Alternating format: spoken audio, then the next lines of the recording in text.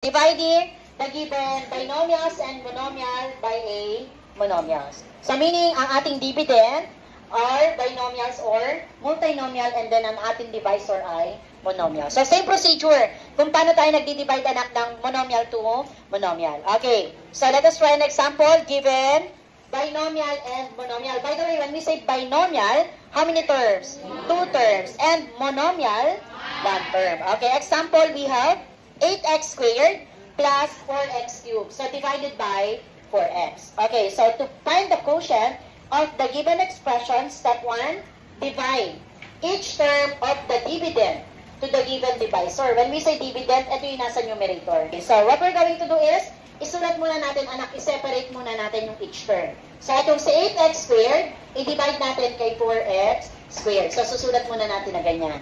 Then, after that, okay, dito naman sa second term, this will become 4x cubed divided by 4x. Okay, next step is to simplify. Okay, so 8 divided by 4, 2, and then same variable po ba? If yes, copy the variable, then anong gagawin sa exponent kapag division ang operation? Minus, very good. 2 minus 1. Okay, therefore the answer is 2x. Do you understand? Opposite tayo sa second term. 4 divided by 4. Okay, 1. And then x cubed divided by x. X raised to 2, or just simply x squared. Bakit x squared na lang po? Okay, very good. Magiging imaginary na lang yung 1 natin since meron naman tayo anak natirang literal coefficient. Pero anak, kung wala ito, susulat natin si 1. Question? Okay, another example. Next, we have trinomial and monomial naman. Same procedure. So, divide the divisor or the dividend to our divisor. Okay, so how many terms do we have? That is trinomial. So i-divide natin si negative 3a squared, ilang beses? 3 beses po. Okay, same procedure. Okay, first, negative a raised to 5 divided by negative a or negative 3a squared. Okay, so I will write the given on the board. So 12a raised to 5 divided by negative 3a squared. Okay, next. So, saan naman po i-divide sa negative 3a squared? Kay 9. O, simplify na anak natin yung sign. What is the sign of 9? And the sign of 3?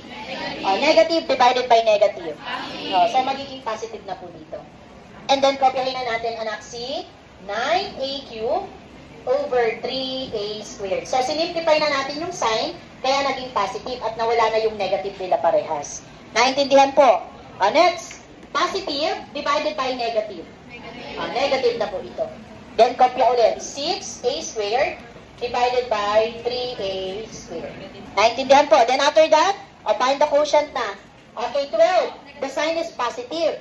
And 3 is negative. O magkaiba, what do you think will be the sign? Negative.